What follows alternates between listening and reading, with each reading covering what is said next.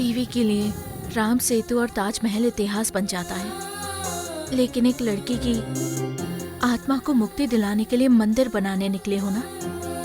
शायद इतने दिनों से किसी और विराट को जानती थी। Virat, I am sorry. It's okay.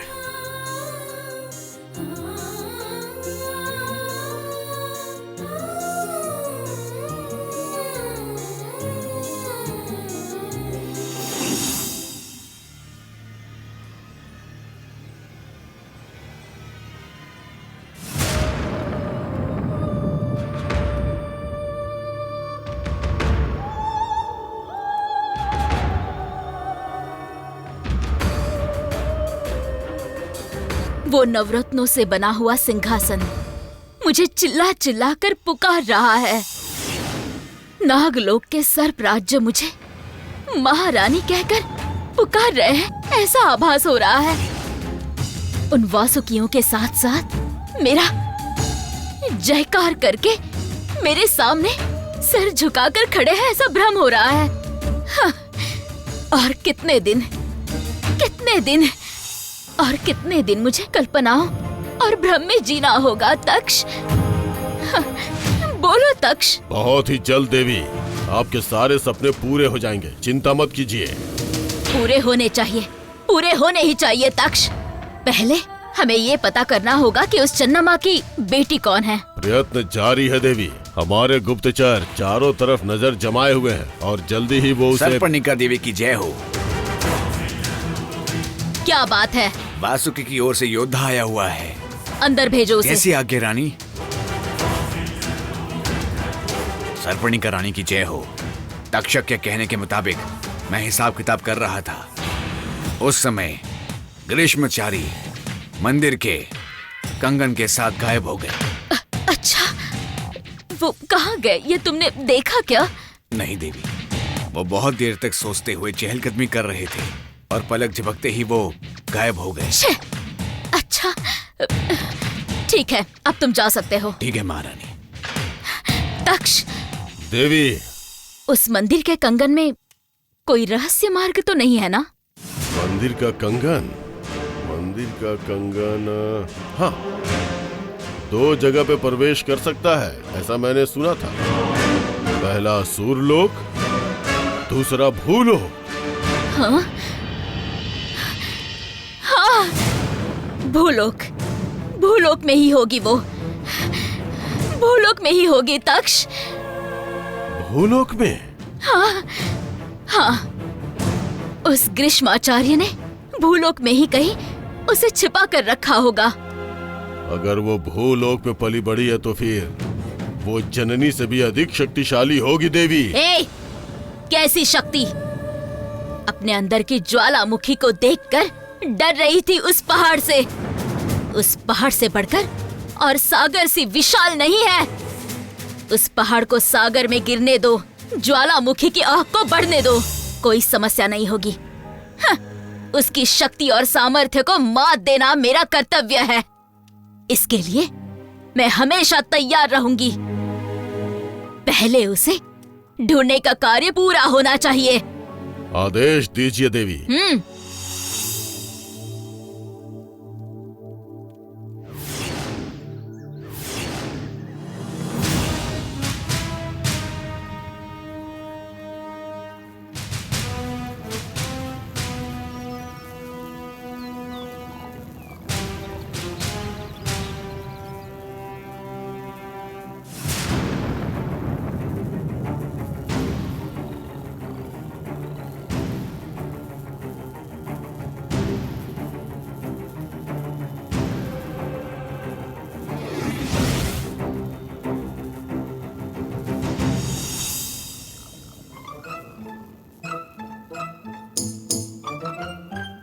Sharma दीदी, ये क्या है?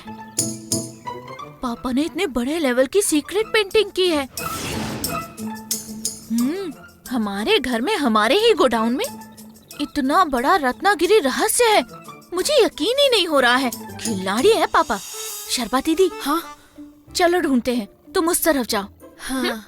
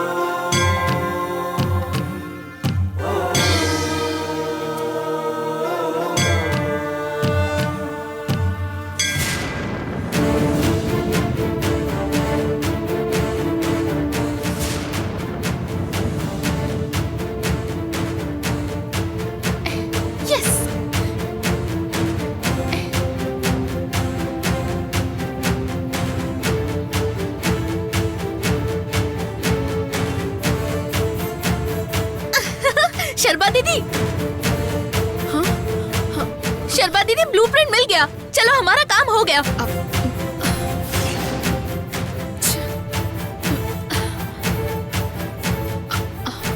चलो चलो पापा के आने से पहले निकलते हैं। शर्मा दीदी जल्दी आओ।